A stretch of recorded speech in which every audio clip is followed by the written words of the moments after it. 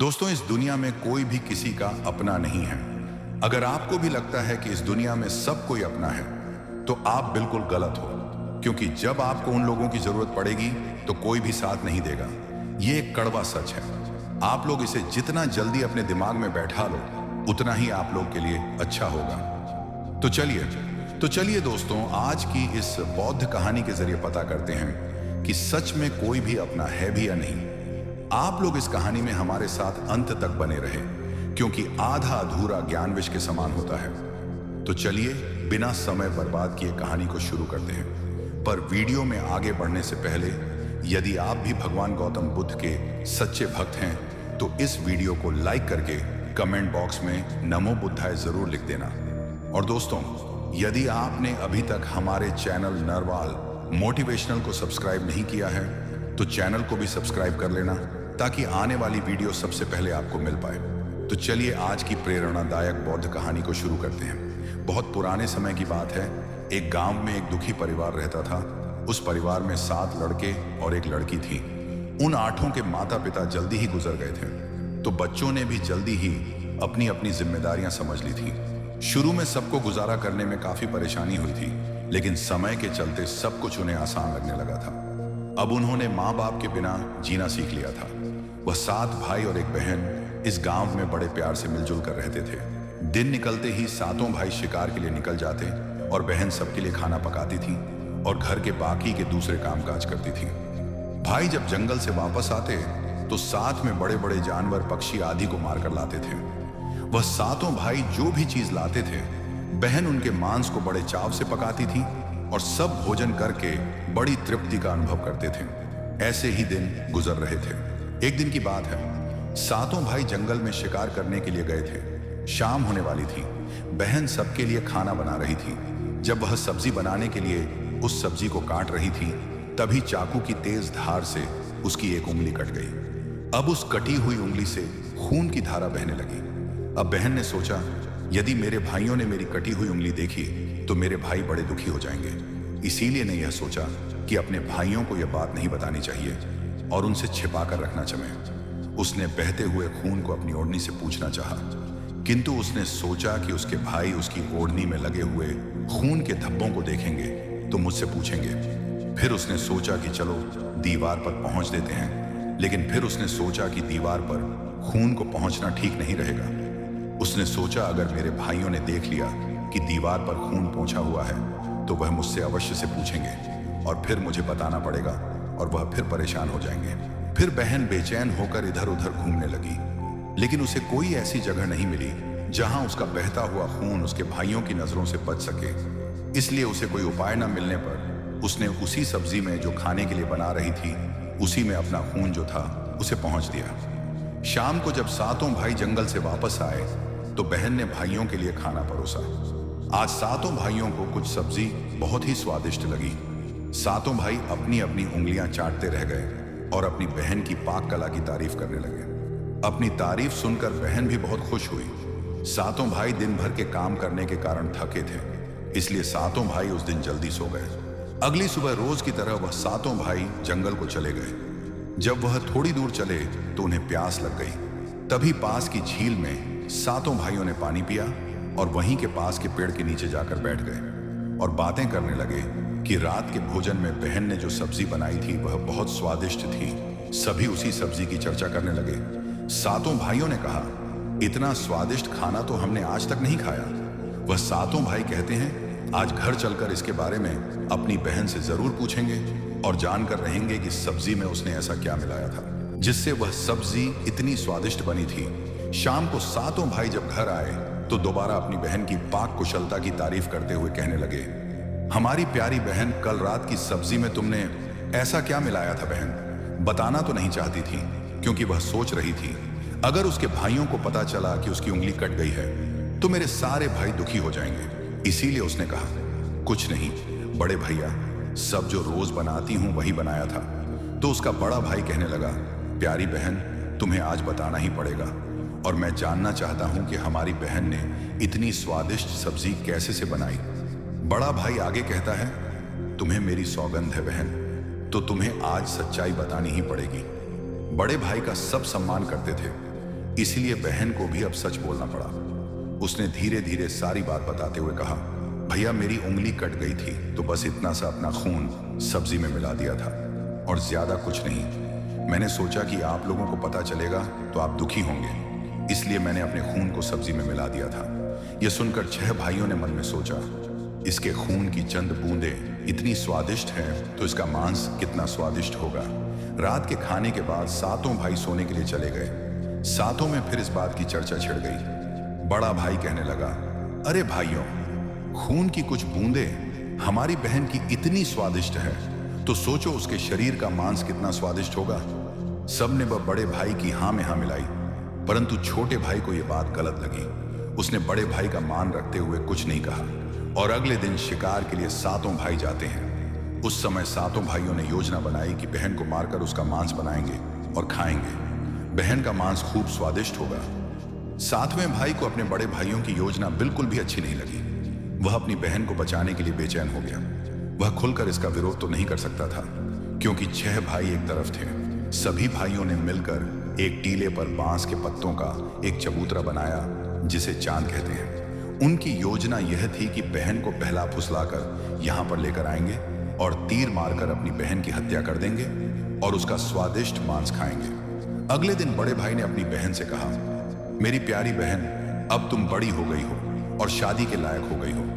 मैंने तुम्हारे लिए एक सुंदर वर की तलाश की है। आज हम उसको देखने जाएंगे और उसका घर भी देख कर आएंगे, इसीलिए तुम भी हमारे साथ चलोगी। बहन शादी की बात से बहुत खुश हुई, तुरंत तैयार होकर भाइयों के साथ चलने लगी। चलते चलते जब बहन थक गई तो उसने अपने बड़े भाई से पूछने लगी, भैया मेरा ससुराल अब कितना दूर है? तब बड़ा भाई बोला, बस अभी कुछ देर में हम पहुंचने वाले हैं। और बड़ा भाई बोला, वह देखो बहन, दूर से दिखाई दे रहा है। बड़ा भाई उसी टीले पर बने चांद को दिखाते हुए बोला, देखो मेरी प्यारी बहन, तुम्हारा ससुराल जहां तुम राज करेगी। यह सुनकर बहन आनंदित हो उठी। चांद पर पहुंचने के बाद बड़े भाई ने अपने छोटे भाइयों को आदेश दिया, अपनी बहन को एक रस्सी के सहारे से बांस के खंभे से बांध दो। सभी भाई मिलजुल कर जल्दी से बहन को बांधने लगे। बहन ने अपने सभी भाइयों को हत्यारे के रूप में देखकर उसका हृदय हाहाकार करने लगा। वह ईश्वर को याद करते हुए कहने लगी, हे ईश्वर, अब तुम ही मेरा सहारा हो। मेरे 7 भाई मेरी हत्या करना चाहते हैं। इनमें से एक भी ऐसा नहीं है जिसके दिल में मेरे लिए दया और प्रेम हो। 7वें भाई को बहन की पुकार पर दया आ गई, परंतु 6 भाइयों का विरोध करने का साहस वह नहीं जुटा पाया। बहन को निर्ममता से बांधने के बाद बड़े भाई ने सबको बारी बारी से उस पर प्रहार करने का आदेश दिया। बड़ा भाई सबसे पहले हाथों में धनुष बाण ले। जब अपनी बहन पर प्रहार करने को आगे बढ़ा तब बहन भाई के सामने हाथ जोड़कर करुण स्वर में कहने लगी, मारो मारो भैया, छाती में लक्ष्य करके तुम्हारा तीर जंगल को जाएगा। भैया मारो मारो। भैया छाती में लक्ष्य करके भाई ने कठोरता दिखाते हुए तीर चलाया, परंतु उसका निशाना तो अचूक था, परंतु आज विफल हो गया। उसके बाद अब दूसरा भाई तीर मारने को तैयार हुआ।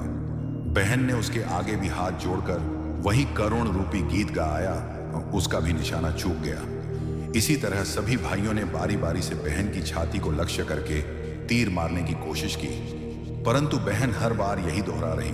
6 भाई लक्ष्य भेद करने में असफल रहे। अब 7वें भाई की बारी थी। उस 7वें भाई से 6 भाई कहने लगे, भाई पूरी ताकत से तीर चलाना और बहन को एक बार में मार देना। यदि तुम्हारा निशाना चूक गया तो तुम जिंदा नहीं बचोगे, हम सब तुम्हें मार देंगे। बहन ने छोटे भाई की जान बचाने के लिए अपनी जान न्यौछावर कर दी और अपने छोटे भाई को बचाने का निश्चय किया। वह ईश्वर से प्रार्थना करने लगी, हे ईश्वर, मेरे भाई का तीर मेरी छाती भेदने में सफल हो जाए। वह फिर करुण गीत गाने लगी, मारो मारो भैया, छाती में लक्ष्य करके, भैया छाती में लक्ष्य करके तेरा तीर मेरी छाती भेद जाए। छोटे भाई ने तीर चलाया, उसका तीर बहन के माथे पर जा लगा। वह दर्द से तड़प उठी। कुछ देर तड़पने के बाद उसके प्राण त्याग दिए। 7 ने मिलकर अपनी बहन का मृतक शरीर नीचे उतारा। 6 भाइयों ने मिलकर बहन के शरीर को छोटे छोटे टुकड़ों में काट डाला। बड़े भाई ने 7वें भाई को जंगल से लकड़ी और पानी लाने का आदेश दिया। छोटा भाई पानी और लकड़ियों के साथ साथ कुछ मछली और केकड़े भी ले आया था। वह अंदर ही अंदर बहुत दुखी था। उसके भाई बहन का मांस बड़े शौक से पका रहे थे। छोटा भाई बहन के मांस के साथ मछली और केकड़े भी पकाने को डाल दिए, जिससे उसने अपने खाने का जुगाड़ कर लिया। चावल और मांस तैयार हो गया। छोटे भाई ने पहले ही अपने बैठने के स्थान पर एक छोटा सा गड्ढा खोद लिया था। उसने अपनी बहन के मांस को चुपके से उस गड्ढे में डाल दिया और मछली और भात खाने लगा। बाकी 6 भाई बहन की हड्डियां चबाने लगे तो छोटा भाई केकड़ा चबाने लगा। जब सबने बहन के शरीर का स्वादिष्ट मांस खाकर अपना पेट भर लिया तो बड़े भाई ने 7वें भाई से कहा कि झूठा साफ कर दो। तब छोटे भाई ने जो बहन की बची कूची हड्डियां और शरीर के अन्य भाग जैसे सर, नाखून, पंजे, इन सबको इकट्ठा करके एक गड्ढे में डाल दिया और ऊपर से मिट्टी से ढक दिया। कुछ समय बाद जहां पर बहन के मांस के टुकड़े डाले गए थे उस स्थान पर बांस का एक पौधा उगाया था। धीरे धीरे वहां पर बांसों का झुंड बन गया। एक बार एक संत आए और उसी बांस के झुरमुट तले छुपकर मलम करने लगे। उसी समय आकाशवाणी हुई, संत दुर्गंध आ रही है, संत दुर्गंध आ रही है। बार बार यह आकाशवाणी सुनने के बाद संत ने झटपट उस स्थान को साफ कर दिया। उस संत ने झुरमुट में से एक बांस को काट लिया और अपने साथ ले गए। उस बांस को काटकर संत ने एक बहुत ही सुंदर बांसुरी बनाई और उसे बजाकर दिन भर लोगों के घर जाकर भिक्षा मांगने लगे और बदले में खूब सारा उपदेश देने लगे। एक दिन की बात है, संत भिक्षा मांगने के लिए उसी गांव में चले गए जहां पर उस बहन के 7 भाई रहते थे। जैसे ही वह संत बड़े भाई के द्वार पर गए, जैसे ही संत ने बांसुरी बजाना शुरू किया, उसमें से आवाज आई, ही है दुश्मन, सबसे बड़ा नहीं, बाजो रे बांसुरी, बड़े भाई के घर नहीं, बाजो रे बांसुरी। बांसुरी आगे बोली, दया प्रेम सब छोड़कर रिश्ते में यही दाग लगाया है, नहीं बाजो रे बांसुरी। इस तरह की करुण आवाज सुनकर बड़े भाई के पसीने छूटने लगे। उसने अपनी पायप से कहा कि इस योगी को तुरंत भिक्षा दो और यहां से विदा करो। उसकी पत्नी ने वही किया, योगी को तुरंत भिक्षा देकर विदा कर दिया। इसी तरह योगी बाबा बारी बारी से 6 भाइयों के द्वार पर गए। उनके घर जाते ही बांसुरी से स्वयं वही गीत बजने लगा। उन 6 भाइयों ने भी अपनी पत्नी को तुरंत ही कुछ भिक्षा देकर संत को विदा करने को कहा। उन 6 भाइयों के मन में डर समा गया कि कहीं अगर यह संत ज्यादा देर रुका तो खुल जाएगी कि अपनी बहन की हत्या इन्होंने ही की है। अब अंतिम समय 7वें भाई के द्वार पर आया। जैसे ही वह योगी वहां पहुंचे, 7वां भाई अभी तक कुंवारा था और अकेले रहता था। जब योगी बाबा उसके द्वार पर उपस्थित हुए तो बांसुरी बोल उठी, बाजो रे बांसुरी, मेरे सबसे छोटे भाई के घर मेरे छोटे भाई ने मन की बात में छुपा कर रखी है, युग युग की। वह बांसुरी बोली, यही है मेरे सबसे प्यारे भाई का घर। योगी की बांसुरी से इतने प्यारे और दिलचस्प गीत बजते सुनकर छोटे भाई ने उन्हें सम्मान के साथ अपने घर में बैठने के लिए स्थान दिया और जलपान से उनका सत्कार किया।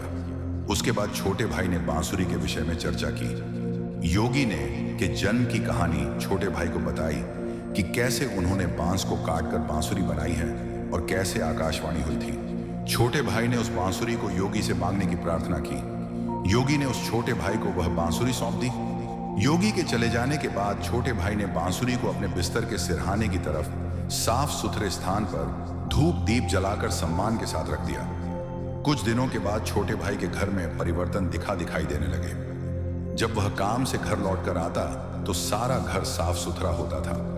जब रोज रोज यही बात दोहराने लगी तो छोटे भाई ने अपनी भाभियों के घर जाकर पूछा, भाभी मेरी गैर हाजिरी में आप लोग मेरे घर की साफ सफाई करते हो क्या? सभी भाभियों ने जवाब दिया, हमें अपने घर के कामकाज से फुर्सत नहीं है, तुम्हारा घर कैसे साफ करेंगे? छोटे भाई ने निश्चय किया कि वह आज छुप कर देखेगा कि उसका घर कौन साफ करके जाता है। इसलिए छोटा भाई आज काम पर नहीं गया और वह घर के एक कोने में छुप गया।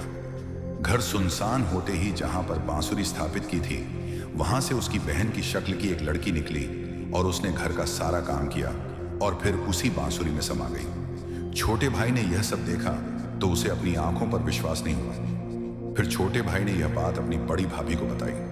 बड़ी भाभी ने अपने छोटे देवर को समझाया कि जैसे ही लड़की बांसुरी से बाहर निकलेगी तुम उस बांसुरी को आग में डालकर जला देना और फिर उस पर तुलसी का जल छिड़क देना, फिर देखना क्या होता है। छोटे भाई ने बड़ी भाभी के कहे मुताबिक काम किया। उसने लड़की के निकलते ही बांसुरी को आग में डाल दिया और लड़की पर पवित्र तुलसी का जल छिड़काव किया। तुलसी जल के स्पर्श से वह लड़की मानव रूप में आ गई। भाई ने देखा वह तो उसकी प्यारी बहन है। उसने अपनी बहन को गले से लगा लिया। उसके बाद दोनों बहन भाई बड़े प्रेम से रहने लगे और बहन बहन ने भाई को और भाई ने बहन को अपना लिया। खुशी से एक दूसरे के साथ रहकर वे जीवन यापन करने लगे। दोस्तों, यह एक कड़वा सत्य है कि इस दुनिया में कोई भी व्यक्ति किसी का सच्चा अपना नहीं होता। रिश्तों की मिठास और दोस्ती का बंधन अक्सर स्वार्थ से जुड़ा होता है। जब हम कठिनाइयों का सामना करते हैं, तब हम देख सकते हैं कि हमारे आसपास कितने लोग वास्तव में हमारे साथ हैं। बाहरी दुनिया में सब कुछ दिखावटी है। हर कोई अपने फायदे के लिए रिश्ते बनाता है। ऐसे में जब हमें समर्थन और सहारे की जरूरत होती है, तो अक्सर हम अकेले रह जाते हैं। यह समझना जरूरी है कि असली अपनापन उस समय ही प्रकट होता है जब बिना किसी स्वार्थ के कोई हमारी मदद करता है। इस सच को स्वीकार करने में हमें समय लग सकता है, लेकिन यही समझ हमें मजबूत बनाती है। जब हम यह जान लेते हैं कि असली मित्रता और अपनापन बिना शर्त के होते हैं, तब हम सच्चे रिश्तों की कदर कर सकते हैं। इसलिए हमें अपने रिश्तों में सतर्क रहना चाहिए और उन लोगों को पहचानना चाहिए जो हमारे साथ सच्चे दिल से खड़े होते हैं। इस सच्चाई को अपनाना हमें एक बेहतर इंसान बनाने में मदद कर सकता है। दोस्तों, आपने आज इस कहानी से क्या सीखा? आप हमें कमेंट सेक्शन में जरूर बताएं।